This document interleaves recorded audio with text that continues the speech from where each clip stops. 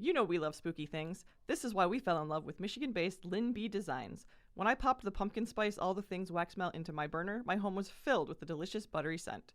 Plus, there's the wide variety of gorgeous nail polishes with themes like Hocus Pocus and Pleasant Peninsula. All products are vegan and cruelty-free, and you can find monthly sales on Facebook and Instagram at Lynn B Designs. Head to lynbdesigns.store today. Again, that's LYNB designs.store. We love them. We love you. It's great nail polish. It's the best I've ever used. Thanks. Michiganders can be a superstitious bunch. We find all sorts of reasons to explain the world around us, sometimes pulling from science, sometimes tradition, and sometimes from our imaginations. What happens when we can't readily explain our experiences? And what happens when a ghost story gets out of hand? Do these legends stem entirely from fantasy? Or are people seeing things no one can truly explain? I'm Krista K. Coburn. And I'm Kay Gray. Welcome to Haunted Mitten.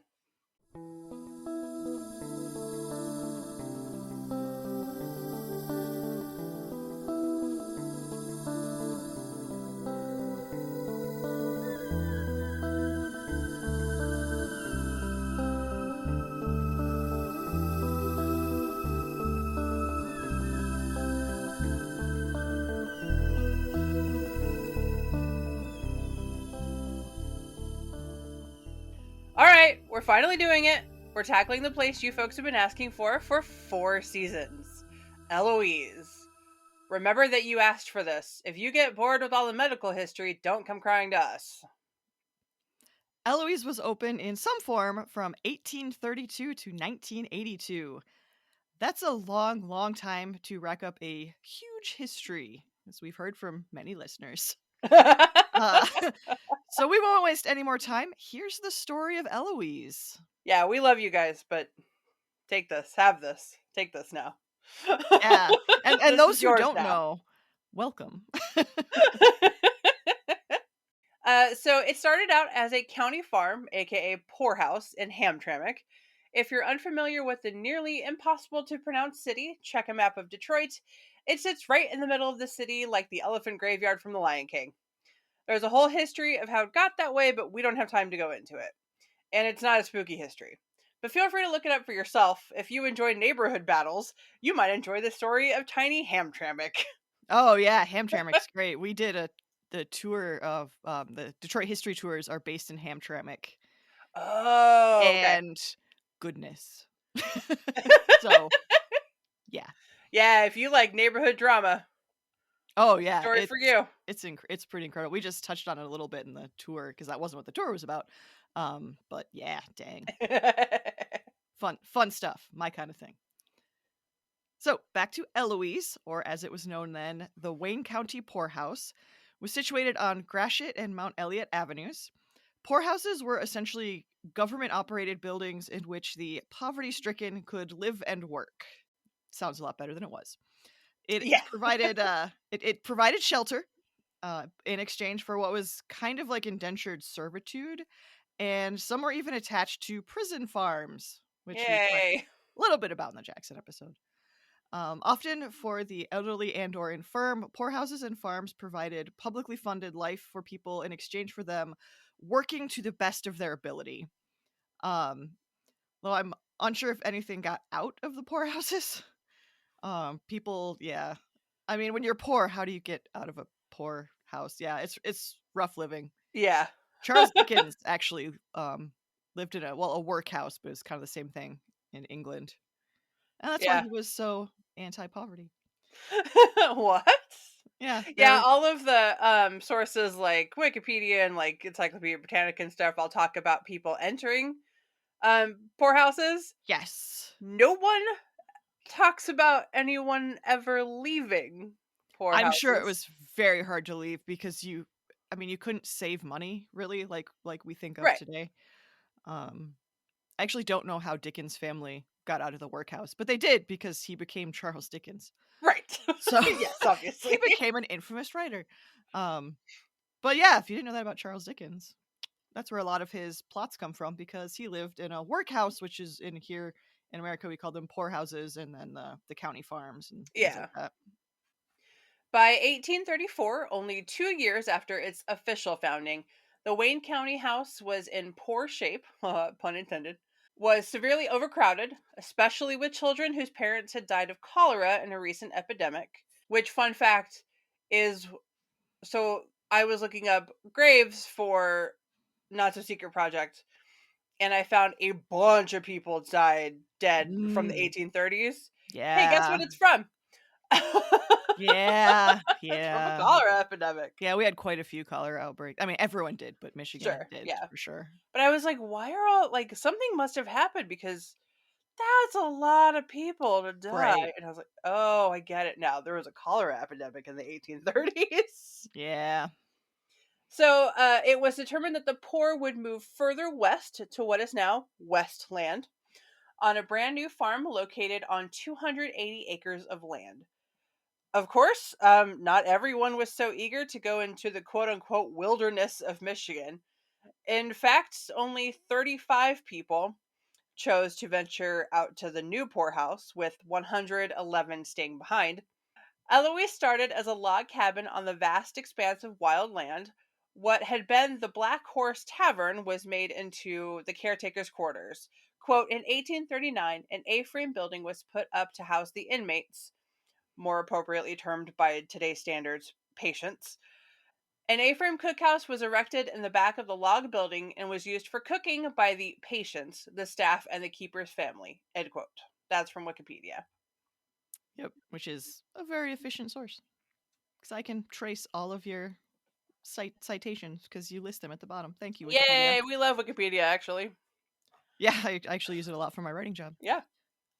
That's the auspicious start of Eloise, shall we say.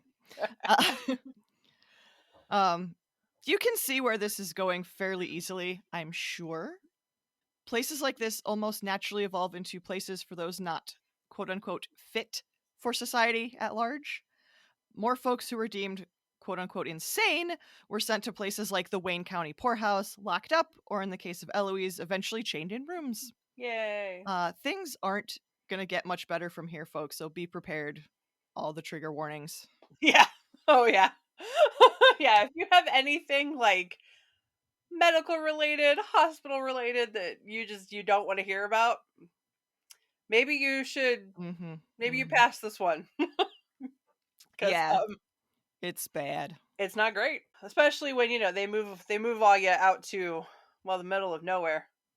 Yeah, at the time it was quite quote unquote undeveloped, but uncolonized by Yeah. European standards. It was not citified. Yeah. So all of that isn't to say that Eloise didn't actively help people as well. Eventually, the Wayne County House became self sufficient with its own police station, firehouse, railroad, piggery, which I love saying, farm, greenhouses, everything a not so small community would need to sustain itself. They even had a school for all those children that were orphaned because of the cholera plague. Hey, they had a school. Good for They had a whole them. school. Good job. We're like, oh, Oh, that's we have to congratulate them for mm, having a like school. the bare minimum. How sad. Okay. Quoting from the Ann Arbor News, May 4th, 1965, quote, on a hot, muggy afternoon in July of 1841, Mrs. Mary E. Hughes was buying vegetables and potatoes in the marketplace in Detroit when she suddenly and unexplainably went berserk. Awesome. Yep. Okay. Moving on. She ripped off her clothing, smashed store windows, and tore at kerosene street lamps. Aghast, the alarmed townspeople had her taken by horse and buggy to the Stagecoach Tavern and Post House at Eloise. She was chained in a basement cell called the Crazy Bin. Ugh. And thus became the first person in the state to be adjudged legally insane. Welcome to mental health back in the day, everybody. That is quite the story.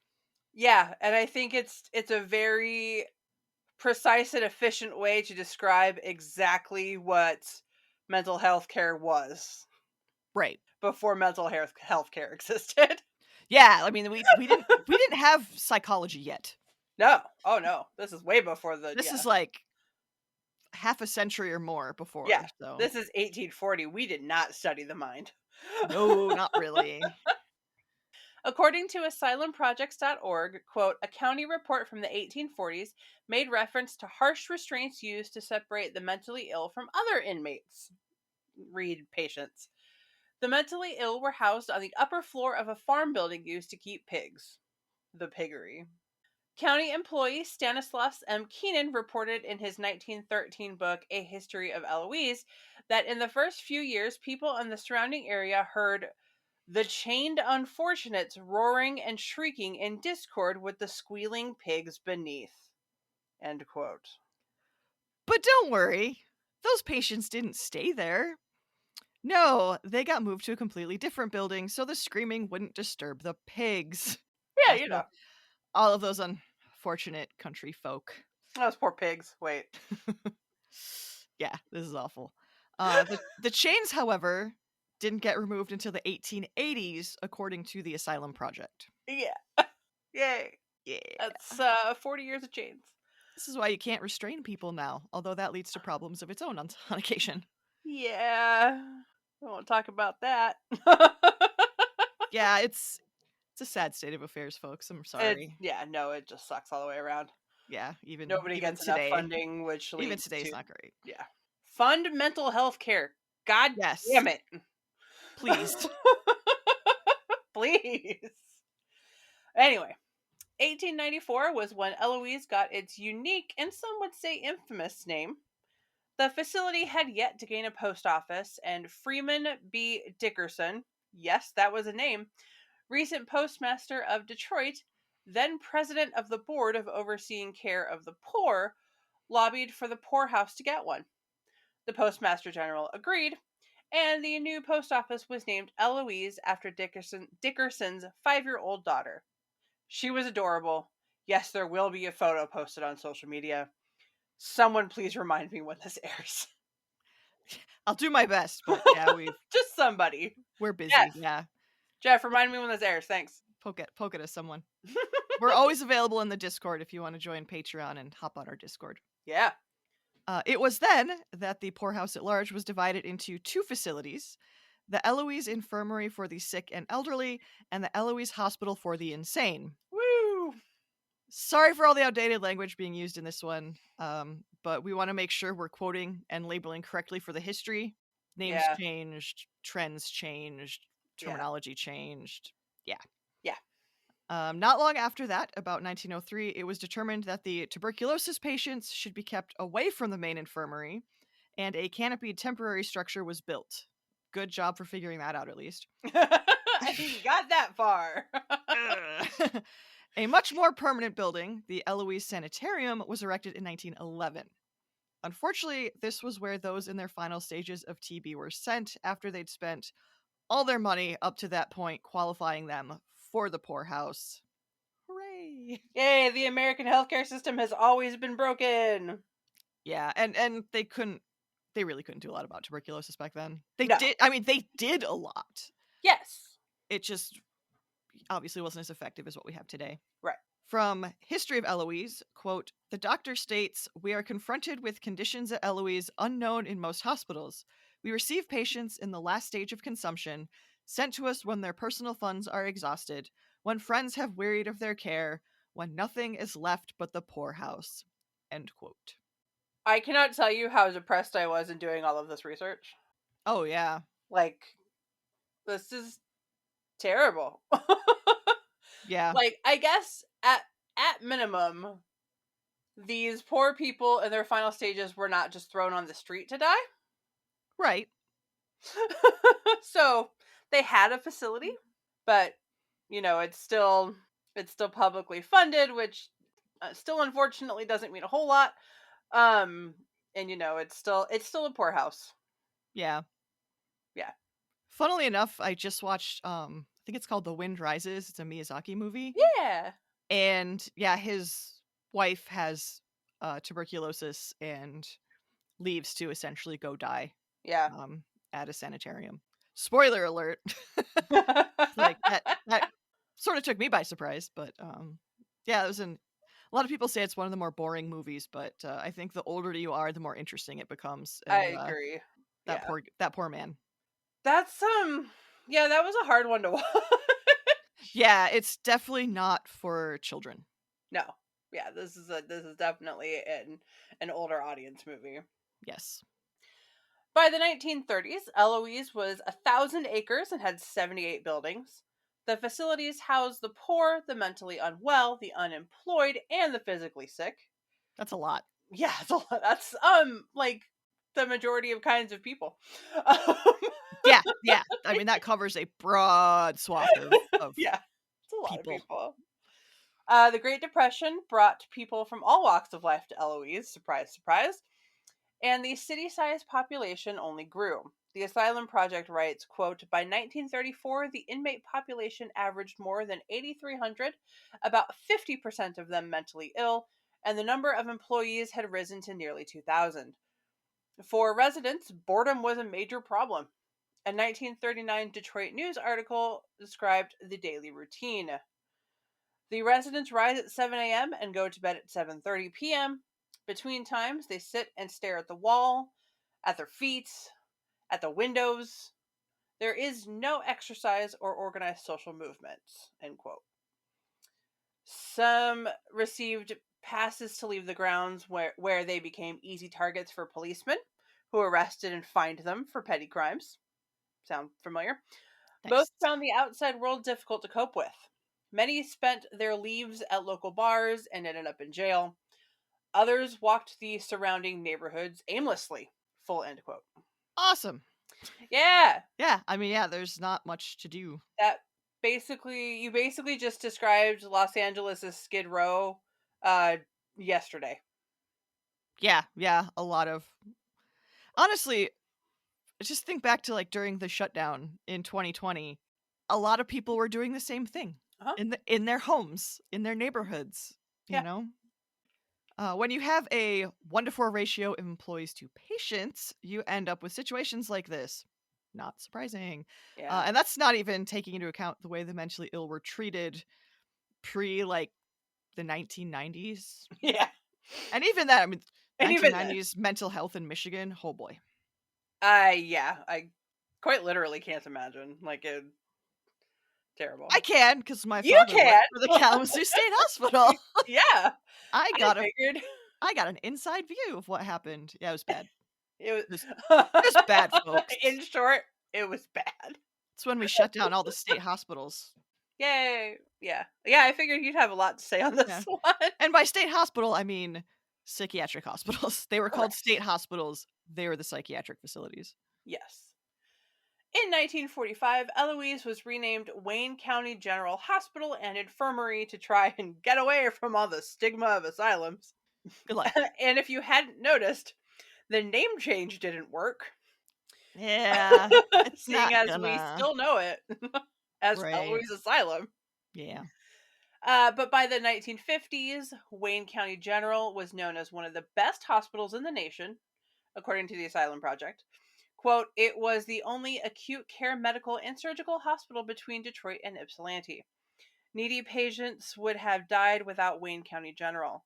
A reporter who toured the facility in 1953 was moved by the pitiful cases, the senile, the spastics, the polio victims, and those with advanced multiple sclerosis. End quote. Oh yeah, there would have been a lot of polio at that Yeah. time. Yeah. Oh, yeah. The hospital developed some major medical advances in its time. According to Patricia Ibbetson's book, Eloise Poorhouse Farm Asylum and Hospital, 1839 to 1984, quote, Eloise was a pioneer in the use of x-rays. Oof. W.C. Röntgen, professor of physics at the University of Würzburg in Germany, developed the x-ray, or Röntgen as it is called then. My German is terrible, I apologize. Yeah, sorry, we don't know German names. It was developed in 1895. So, good job, 19th century. Stanislav Keenan was an amateur electrical experimenter, and he constructed an X ray machine in December 1896, which was used in the County House Dispensary. Interesting place to have that. Right? Members of the Wayne County Medical Society visited the institution, and Detroit area physicians sent patients to the hospital for x rays of fractures. Eloise was among the first, if not the first, medical facility in the U.S. to use x-rays for diagnosis. End quote. Ibbetson was a nurse at Eloise before it closed, and also helped raise money for the historical marker on the property. So she knows her shit. Yeah. Um, yeah, so that's actually pretty cool. Eloise is probably the Yeah. first hospital in the US to employ x-rays, which are used hourly in the world. Oh, yeah. I honestly, I'm not kidding, had so many X-rays in 1 year because I was very active as a child and injured myself a lot. They cut me off because I had absorbed too much radiation for someone of my size. Sorry, kid, you have to stop hurting yourself because you're gonna Yep. end up with cancer. Yeah, I was supposed to get a CAT scan, and the radiologist was like, "No, I can't give you that. I'm gonna give you an X-ray instead because it's a lower amount of radiation." Right, Which completely pissed off my doctor because he was like, "Well, I already did an X-ray. I need a CAT scan." right. But but you can't because humans can only absorb so much radiation. Yeah. We can only be exposed to so much. Yeah, that literally happened when I was a child. I was also very small for my age at the time, so Oh. yeah, that Oh. that can happen. They can, at least in the 90s, Right. they Yeah, they right. would they would cut you off. Oh my gosh. Well, congrats on that, I guess. You achieved that at such a young Yeah, age. achievement unlocked that probably not many people achieve. Probably not, actually. Both Eloise and the Ypsilanti State Hospital were used in experiments during World War II when doctors were trying to create the flu vaccine. They also housed the first kidney dialysis machine in the state of Michigan. Of course, practices we'd call barbaric today were done to patients, including electroshock therapy, putting patients in leather restraints when they had psychotic episodes or acted out, and lobotomies. Eloise was always on the forefront of new medical practices for the mentally ill, no matter what kinds of practices they actually turned out to be. But the doctors at Eloise didn't always torture their patients. Just, mostly. Eh, yeah. Other kinds of therapy were practiced often, as you can see in the 1946 British short film Genius in an Asylum, which will be linked in the show notes. It shows Horace Flinders, a prodigy pianist, is in the midst of music therapy. The superintendent at the time, T.K. Gruber, explains while Flinders is playing that the quote, healing power of music, end quote, has been introduced to patients at Eloise. Recreational therapy was also used, allowing patients time to be out in the yards and play games or learn various handiwork skills. Thank goodness. Yeah, so We it's not finally got all to that it's not point. all torture. Yeah, at the time, it was kind of they threw everything at the wall to see what would stick. Oh, sure. We still do that to an extent, we just know a lot Including the people. more. Yeah, right. Reading from the Asylum Project again, quote, not all was bleak at Eloise. A carnival was held each summer on the hospital grounds with booths built by patients. Patients also ran a coffee shop in the psychiatric building. They must face life and its stresses, and we want them ready to do that, explained one of the doctors. Proceeds were used to buy recreational supplies, end quote. Eloise even had a library, a bar, and a credit union, I love because that. this is like a thriving city. This is a city. Yeah. This is bigger than some cities, in fact. Correct. Yeah, especially at the time. Yeah. However, Eloise's problems outweighed its praises. Things hadn't improved much regarding patient treatment since the hospital's inception. Overcrowded, understaffed, and ill equipped to handle the various kinds of mental illness, not to mention the physically ill. Reports of beatings, unsanitary conditions, employee theft, and much more came out of the facilities. By the mid 50s, they were having money problems too. The county did their best to cut costs at the hospital at the expense of the patients. The farm on the grounds shut down in 1958. By the 60s, Eloise was doing its best to get patients back out into society, some only staying there around 90 days, which, according to the Asylum Project, left them in more financial trouble. Quote, this success added to Eloise's money problems. The state chipped in for psychiatric expenses only after patients had been hospitalized for a year. Jeez. You get nothing unless they're hospitalized for an entire year. Jeez. Thanks, the state. What an awful system. Oh my god, like what? So you have to handle it until then. Good luck. A fun, quote unquote, anecdote from the Asylum Project that the archives team at Ann Arbor District Library couldn't find real evidence of, but gets an honorable mention. Quote, Wayne County also began mainstreaming, getting the psychiatric patient back into the community each week. This sometimes caused problems. One patient was so excited about his weekend leave that he stole a car from the hospital parking lot. There was a high speed chase in which he was involved in 5 collisions and ran 2 police blockades. During the chase, shots were fired, nearly missing a group of children at a school crossing. The inmate was taken into custody after running the car into a ditch. Yeah, that doesn't surprise me. No, I choose to believe this. Just because, I mean, in the 80s and 90s, one of my father's jobs was to go with groups of patients out into the community. Yeah. Sometimes we would meet up with him. They would go to festivals like in downtown Kalamazoo.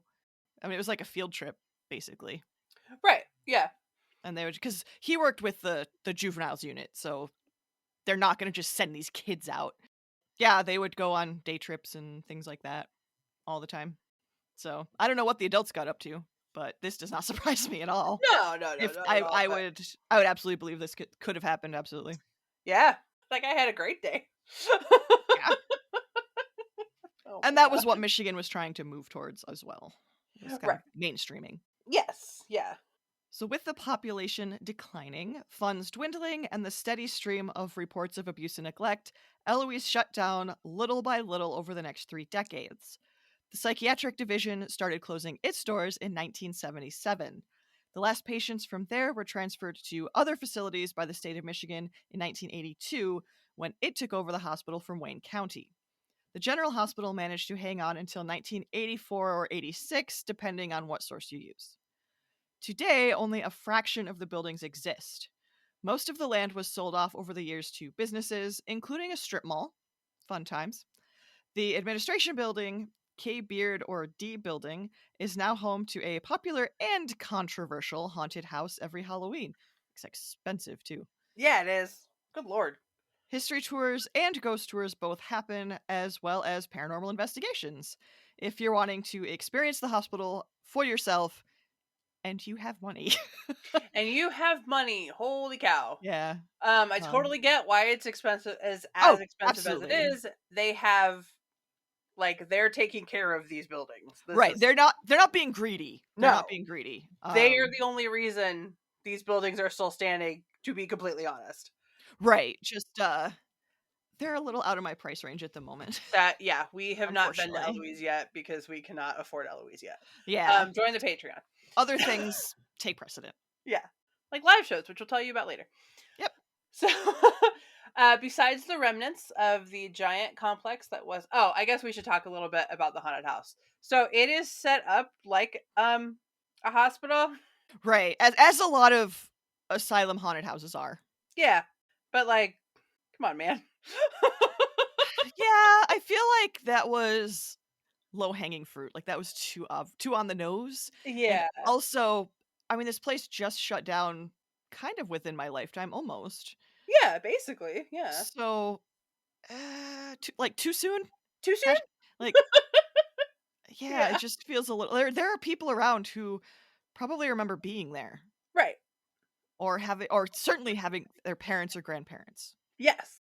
There's a really fantastic book called Annie's Ghosts that's all about that I highly recommend, that I was reading for this episode, and then I realized that I just don't have time to read an entire book for one episode at the moment. Yeah, I it's certainly will. not one like that. Yeah, Yeah, I will next season. Not this season. but yeah, that's certainly one people can dive into if that's what they're Yeah. interested in. But yeah, so Eloise is, as I say, controversial because every year there's articles for it and against it, and Yes. it's like this big argument every year around Halloween time whether or not it's an appropriate thing to have. Right. Which then I'm also thinking of like the possible spirits and ghosts that are hanging around still. Like, man, that sucks. Now your whole existence is turned into a haunted house for teenagers. And Cool. and adults, but Yeah, and I mean, even at the time, their real lived experiences were used to frighten people. Right. And I just can't imagine like having gone through something like, say, like water therapy or quote unquote therapy or electroshock therapy in the Mhm. manner that they used to do it, because electroshock therapy is still used in Yes. certain cases in a very different way. Yes, I actually know someone who underwent electroshock therapy. Yeah. But not the way they used to do it. No. No, no, no, no, no, no. And like being that ghost and seeing that happen or whatever it is they do, I'm too scared to go to that haunted house. I'm a giant scaredy cat. I'm not going.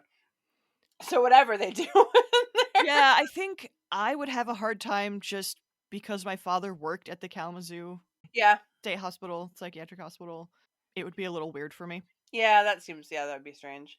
I do remember we listened to the podcast Ghostly Talk with Amber Rose Hammond, who read her Mhm. books because she's amazing.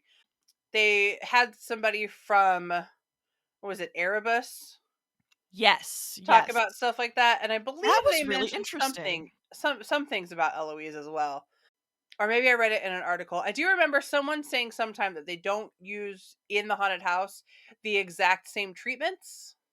Mm. Yeah, That it might have been that. It's been a little while since we listened to it. it's been a bit.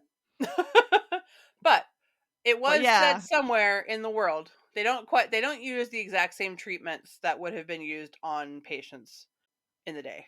yeah. The man who runs Erebus seemed very conscientious, Oh yeah, yeah, he did. for sure. That was really cool. I was Yeah. glad to hear that. Another haunted house I will never visit because I can't It handle that. is infamous. Yeah. I'm sure it's amazing. If you're into haunted houses, that's probably like the holy grail in Michigan, I but think it is, yeah. it's not totally my thing. No.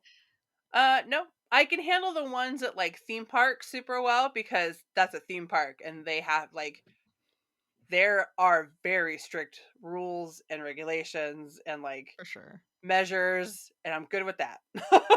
Yeah. I'm I sure don't know they about independent ones.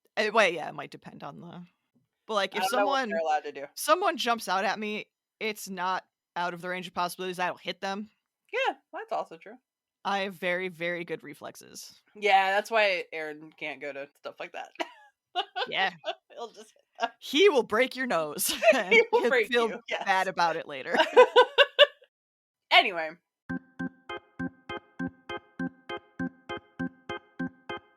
and now a word from our sponsors.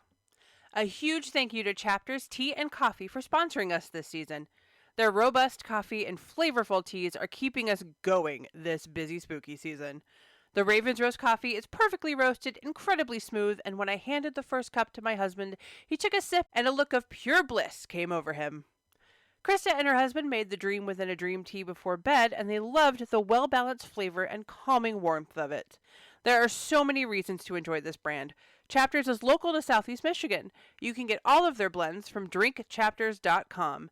And they donate 5% of their net profits to Active Minds, the national leader for young adult mental health advocacy and suicide prevention. You'll fall in love with the art, the blends, the bookmarks. Do not wait to get your hands on these blends. Make the cold months warm and comfortable with Chapters, tea, and books. Again, that is drinkchapters.com. Thank you for sponsoring this season of Haunted Mitten. Besides the remnants of the giant complex that was Eloise, there are two cemeteries around the property. One is relatively easy to find. It's off of Henry Ruff Road, and Ruff spelled Ruff, like the sound dogs make. And it's just barely marked as Eloise Cemetery. The headstones are flat, and I believe there is a fence around it, but it is open to the public. I'm not entirely sure that fence has a gate, Hmm. or at least has a gate Hmm. anymore. Yeah, it's probably a little beaten down. Yeah, no one really cares about it.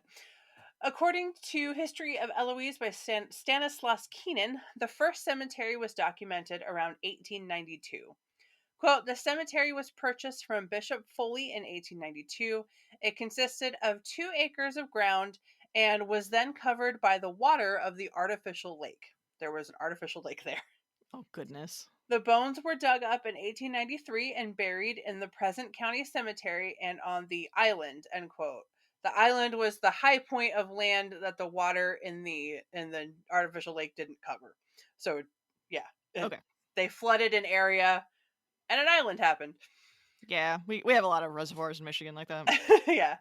Thankfully, the cemetery hadn't been used in some time, and obviously, it's not there any longer. In fact, it's now Michigan Ave. So, Ah, interesting. hey, yeah, And we know how good people of the past were about moving bodies. yeah, oh yeah, we learned a lot about that this year, huh? Oof. Suddenly, the plot of Poltergeist seems spot on. I know. You're like, wow, this is actually pretty plausible. Got it. Yeah. And of course, quote, this old cemetery was a fruitful spot for the medical students of Ann Arbor before the enactment of the law requiring the sending of all unclaimed pauper dead to the medical schools. Many are the amusing tales told of this old cemetery in the days of body snatching. The local doctors always knew when there was good anatomical material placed in the cemetery, and they always had medical friends in Ann Arbor, end quote. That also comes from Keenan book. The other cemetery is still there. It's the Eloise Cemetery, and it was used from 1910 to 1948. That's the one off Henry Ruff. Those that died while at the institution were buried there, and it was generally known as a potter's field. No names adorn the graves, only numbers, and a lot of those markers are now buried under grass and dirt, left to disappear over time. According to Ibbotson's book, after 1948, unclaimed bodies were sent to Wayne State University to be used as cadavers. And due to lost records, we no longer know who was buried where in some cases.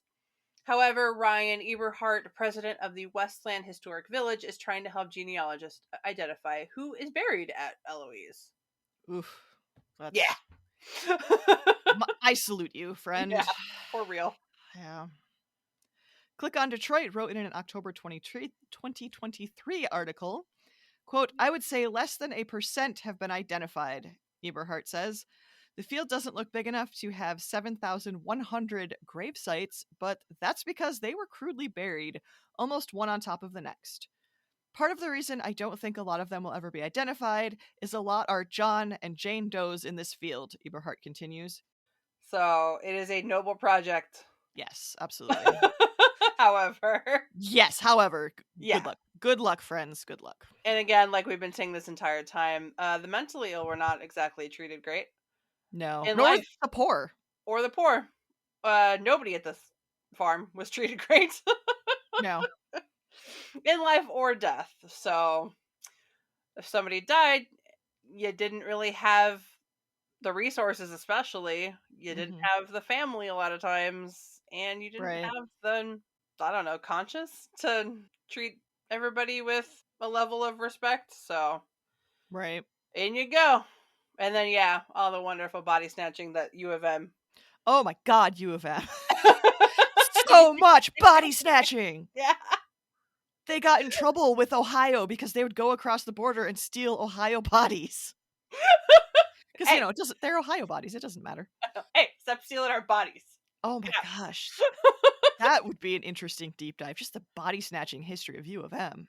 Oh man, if only U of M would participate with us No, with that, I am sure they would not. they would absolutely not help. Yeah, U of M students, they were infamous for body snatching. Yeah, I'm sure Wayne State got into it too, but like U of M was infamous. yeah, yeah. H. Holmes being part of that, so Correct. cheers, U of M. Oh man, U of M is that's an interesting history. That they will never let anybody do a real deep dive into. No, they don't like that. They don't like their history at all. No. Look at our Well, football team, aren't they amazing? Pay no attention to the bodies in the corner. pay no attention to the bodies that are no longer in these cemeteries. Yeah. All right, well, we did it. That's the history part. Yeah, it was a lot, huh? That was just the history part. Yeah. Could it be more in depth? Absolutely. Do I really want to go into the detail on the atrocious things done to patients? Well, maybe on Patreon. I'm really morbid, and that sounds pretty fun. But not here. Not on the maid feed. You go to Patreon for the dirty stuff. Yeah. I mean, there are entire books written on this. Yes, you can also just go get those books because most of them are pretty great. But congrats, you made it to the ghosts. Yay! We're on page 7. Woo! Sanitariums, mental hospitals, and really just hospitals in general often claim to be haunted. Yep. Surprise! And if any of them are, it's probably Eloise. Yeah. According to WFMK, people have seen a woman in white and heard disembodied voices and screams in the abandoned buildings. The woman in white is seen on the upper floors and the roof of what we think is the K Beard building, the most used building on the property, so likely. However, Samaritas? Samaritas, I think. Samaritas Homeless Shelter uses another of the buildings, so without specifics, things could be happening in either one of them or both. Yeah. You know? Sources, some of the sources are like cutesy MLive articles at Halloween. Oh They're yeah, not, there's a lot yeah, of that. they're not too forthcoming on like the details. Right. Astonishing Legends, a fantastic podcast that goes really, really deep on the paranormal, says this about the woman in white. Quote, one of the most common apparitions is the full-bodied apparition of a woman who at first appears as white vapor before manifesting into a human form. It is believed she usually says something like, help me, or other cries for help. Some believe she is a residual spirit and that her suffering and her cry for help aren't active, but something the building remembers and continues to project. End quote. Several ghost investigation teams, including Detroit Paranormal Expeditions, have experienced footsteps, voices, and odd lights within the building. DPX set up stationary cameras back in 2019 and streamed them to the internet for about 3 hours, hoping to catch something paranormal. Nothing huge happened, unfortunately, but an odd light was caught about 62 minutes in. And several of the commenters on the original Facebook video reported seeing figures, hearing footsteps during the live stream.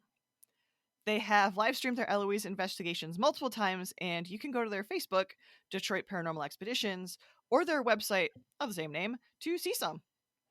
I remember watching that 2019 one when it was live. Nice. Did you catch anything? Nope, nothing happened. Aw. I'm also not super susceptible to like pareidolia and like eye Okay. matrixing and stuff. Like I don't really Yeah. see faces and stuff. My brain just doesn't make patterns like that. Like, I do, but whenever there's like these paranormal shows or streams or whatever, Yeah. I don't see it when they point it out. Right. Or I don't see it the way they're seeing it. Yes. But like, yeah, my cars have faces to me. Like everything has a face. Everything is alive. I mean, yeah, everything's I alive can, for sure. yeah. And like we had one of those, not a popcorn ceiling, but like a textured ceiling. Yeah. And I used to just stare at that and like images would appear and disappear and it was really entertaining. Yeah, I used to do that as a kid too. Yeah, we had a Yeah. textured ceiling. That's fun. Yeah. So US Ghost Adventures claims that, quote, numerous poltergeist activities have been witnessed within the Eloise complex, with doors slamming and medical carts and tables being overturned, end quote. People have seen shadow figures, quote, that seemingly drip from the ceilings and ooze from the walls of this place, end First quote. of all, that is not Ghost Adventures as in Bagans. This is US Ghost Adventures. That's a different. Yep. Says Kay, make the connection between other asylums having oozing shadows to this. Thanks. Waverly Hills has something called the Creeper. Oh, I've heard of this, yes. Yeah. And it's basically this little like oozy black mass shadow thing that follows you by crawling on the ceiling over, I want to say the 4th floor, but I don't remember exactly. More than one asylum seems to have something that's very oozing shadows, and I find that very interesting. That makes sense for something that's dark, someplace that's dark. Plenty of EVPs have been captured by many investigators over the years. DPX has a long list of them with the recordings you can hear for yourself. They have caught everything from a woman humming to an annoyed voice telling them to get the fuck out of here. The spirits seem to respond to the team, whether or not they're being spoken to directly. Under one recording, DPX writes, quote, Jeff comments about having sudden and unusual back pain. He says the F word, and a whispery EVP sounds like it says, don't say that. End quote. That's adorable. Just from their recording list alone, it feels like there are multiple voices or personalities speaking to them. That's such a Michigan thing. I I'm know. sure other places do.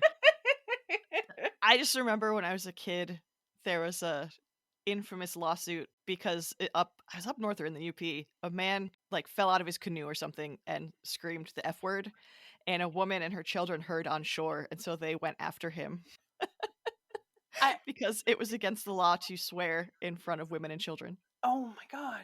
She won too. Of course she did, because it was a law. It's a stupid law. Yeah. That was in the 90s, I believe. So, Oh my yeah. god. So, yeah, a story like this just makes me think of that, makes me giggle. Good lord. Okay. All right, lady. Sure. On one investigation, DPX got a vinyl record thrown at them. Oh, so mean. I know. There's a video too, so pretty cool. Want to check that out? Yeah. A lot of the reports come from this team because the leader owns the K Beard building and conducts the tours and investigations. So they've done a lot of investigating and still do hold tours, I Yeah. believe, as we mentioned, and private investigations. Lots of people do go there. And you can rent out the upper floors of the building for your own team. Which is pretty cool. I don't. U.S. Ghost Adventures, not Baggins, also claims Eloise is home to two ghostly children who, quote, have been seen running the paint peeling walls of the hallways, turning a corner only to disappear. Kids running on the walls. No, thank you. That's okay. They speculate the children could be kids from when the facility housed them during the 1800s, but who knows? There's kids there the whole time. Yeah, yeah. They also claim there is a spirit of a doctor still roaming the halls. Quote, some have reported seeing a specter drenched in water, possibly a reminder of when hydrotherapy was coming into practice, end quote. Other times the doctor is wearing a smock covered in blood. So that's fun. Whomever or whatever is hanging around, plenty of folks have had strange experiences within the walls of Eloise. And don't forget about the incredibly controversial haunted house, which we're not saying you can't go. I know No, people have God, gone, they go had a do great it. time. Yeah, Yeah, support this place, give them money. It's just not really our cup of tea per se. But yeah, that's a thing you can do in October. it is. Yeah, go do it. Yeah, Absolutely. if you've gone, let us know how it was, how it is. So a couple of fun facts for Wikipedia. It also inspired the horror movie Eloise. The film stars Elijah Dushku and Robert Patrick. The film was released in February 2017 by Vertical Entertainment. I Eloise remember that. featured, yeah. Oh yeah, Well, yeah. It's not great, but I haven't seen it, but yeah, I definitely remember when that came out. yeah, it's fine. It's a horror movie. Yeah, yeah.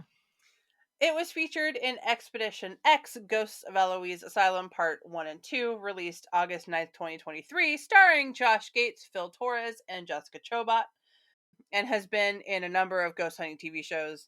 And I have to go find those episodes of Expedition X now, and I'm super sad that I missed out on seeing Josh Gates again. Yeah, for sure. Sad. We'll have to do that. Yeah, I gotta find that. One thing I remember about Eloise, and I wish I could remember this woman's name, but the woman who brought Eloise to the attention of the world as being a haunted location now deeply regrets it. Oh. Yeah. Yeah, sh- I can't. she did an interview. It was one of those October, I think. Yeah. Oh, it's October, fun spooky stuff. She did it with either like the Free Press or one of the news shows, something. And yeah, she deeply regrets that she did that because of all of the people it brought, and they kind of ruined the grounds, ruined the buildings. There's a lot of damage done. She does swear that the cemeteries are not haunted and that anyone who claims otherwise is lying. Yes. I don't remember the book I read this. I did read it in a book. I don't know if it was a Detroit one or not, but yeah, and God, I wish I could remember her name. Oops. She was the one who was like, "Yeah, this place is totes haunted. Here are the things that my team or what have you have Yeah. experienced," and then that brought in all of the looky-loos and Everyone. teenagers, and yeah. Yeah. Everything that happens to an unsecure building once you claim it's haunted. Yeah. Oh yeah, and I'm sure people were breaking in there and like drinking beers and smoking pot anyway. Oh But yeah. Hell yeah. yeah, Abandoned yeah, building. Yeah. she regrets doing that interview. I am amused that she very boldly declares anyone who says they've experienced anything in the cemeteries is lying. Like, she's flat out called them liars. That's nuts. I mean, I didn't come across anything that did say that the cemetery was haunted. It's just Right. that it exists. It's across the street. Right. It's there. But wow. All right. Bold claim. Yeah. Bold claim, ma'am. I'll have to look through and see if I can find where I found that. But it was in one of the Haunted Michigan books, one of the like hundreds I think that I've read at this point. One of the 1,000 that we've read. Whatever. All right, people, we did it. You're welcome. No, really, that was actually an incredibly fun research project. I can see myself falling way too deep into it and it becoming a pet project. So I'm For going to you, leave yes. for now. Yes. So I'm going to leave that for now. I already have a pet project. Has to do with the Not So Secret project. I already have one. I don't need more. We need to finish that up first. Yes. Because we're under contract. Literally have to finish that first. But yeah, Eloise is a really famous / infamous place in Michigan. Certainly not the only hospital of this type. It is interesting to me that it was a county hospital and not a state hospital. Right. I mean, I know Wayne County was like the wealthiest county forever in Michigan's history until, well, recently. Yeah. Considering Detroit was established in like 1703 or something like that. Right, of course, yeah. So yeah, that interests me that it was able to operate as long as it did as a county hospital. Yeah, it never got taken over, like, officially by the state. Maybe that's why it lasted so long. Wow. Slam on you, Michigan. Yeah, we're calling you out. Hot take on Michigan mental health history. Super, super lukewarm. Every take. Yep. Super lukewarm take on it. But Eloise is a place that deserves to be recognized, protected, and remembered. Yeah, for sure. We talked to people who were born there or their parents were born there when it was a general hospital. So yeah, there are people that have very, very, very direct ties to this location. Yes, it is not so old as to be like just a thing, an old building from history. Like it is. Yeah, it is still from our present. Past. Yeah, it is still from enough of the present that, yeah, like you said, people were born there, people worked there, and and we talked to them, and it was cool. So yeah, yeah. So, and then whomever or whatever is still walking those halls like deserves to be remembered too. We shouldn't just, to go, oh, spooky and move on. Like these are real people. This is a real place, and all of the wonderful and the horrible that comes with that. And like these patients were against their will, or I mean they weren't even asked, experimented on, and thanks to them, we have things like the flu vaccine, right, and other vaccines. Yeah.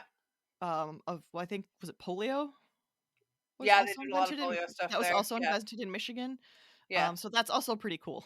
Yeah. I mean, it's terrible that they're experimented on, but thanks to them, people today are living much longer. Like we don't live in fear of polio and the flu like we did. Right. Exactly. So, yeah, I feel like that's a really interesting part of history as well. And that should absolutely be remembered. Yes, 100%. Yeah. We have one more episode for season 5, and it's going to be amazing. Yeah, it is. My opinion. As always, check out our socials, go to the website, chat with us through Patreon and the Discord. We're like permanently attached to the Discord. Patreon happens all year long. So if you miss us during the spring and summer, go check us out there. We've got cool stuff, and we're super cheap. We start at $1. Yeah. Patreon also does this thing now where you can follow us for free and get some free content, which that's very recent, so I've just started doing it. And if you want a sneak peek of our upcoming Not So Secret project, check it out this summer on Patreon as well. And we throw stuff in the Discord on occasion too. Oh yeah. We will be at Chicago Steampunk Exposition this April. Woo, I'm so happy to be going our back. presentation on the Windy City's ghosts, and maybe another presentation about podcasting in general. We will see about that.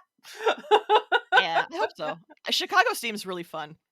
It is super fun, and you don't have to be super duper into steampunk. No. We're talking about And ghosts, like, there's two people presenting that are presenting their books. Like, it's yeah. more than just here's some gears on a thing. And the theme is Nosferatu, which is pretty Yes. sweet. So if you're into vampires, this would be a good one to go to. Yes. My awesome friend Leona Renee Heber is coming out from New York, and she'll be talking about ghosts. She dresses in Victorian mourning garb like year round, and she's an amazing human being, and I love her. Yeah. And if you haven't read So her fun books, times. do it. Yeah. Especially if you're into the paranormal, and especially if you would like to know more about women and the paranormal, read Leona's books. She's Yes, for sure. great. And then, as far as we know, we will be at all or almost all of the Frankenfests Yeah. this Yep. year. The first one being in June at the Turner Dodge House in Lansing. We present every year, so please come see us. Yeah. And they Do the also thing. do a little mini ghost hunt too that you can opt in for. Yeah, it's pretty awesome. Yep. It goes to supporting, well, the Lansing parks. It doesn't go directly to the house, but the house does get some money from it. The house gets some money at least. It's not, they're not doing Yeah. this for nothing. So thank you again to Lynn B Designs and Chapters Coffee and Tea for sponsoring us this season. You helped us do more live events. We've done so many. Work on our secret project and pay for our website. And if you out there would like to sponsor us, email contacthauntedmitten@gmail.com. We're always open to more sponsors, especially local artists and businesses. We are all about promoting, supporting Michigan. Yes. Especially artists, especially small business. So do it. Sponsor us. Yeah. Great. Yeah, we'd love to hear from you. We'd love to work with you. Oh yeah. And then if you just have anything weird you want to talk about, email us too. For We sure. keep saying we're doing a mailbag. I swear we're gonna get to it. Um, Well, our secret project is due in a month. So we don't have a lot of time right now, folks. But yeah, we will once this is turned in. we are Um, in crunch time right now. So We're yeah. almost there. So close. We will see you again with our season finale in just a few weeks. And as always, happy haunting. We're back here to talk to you about Lynn B Designs. Not only do they have the best nail polish to rival even those most expensive nail polishes you see on Instagram, but they have stickers, wax melts, shirts, everything cute and adorable and definitely ready for this fall season. So be sure to check out this vegan, cruelty-free brand. You will love them as much as we do. Check out Lynn B Designs monthly sales. They are fantastic. I am going to go look at some right now. Thanks.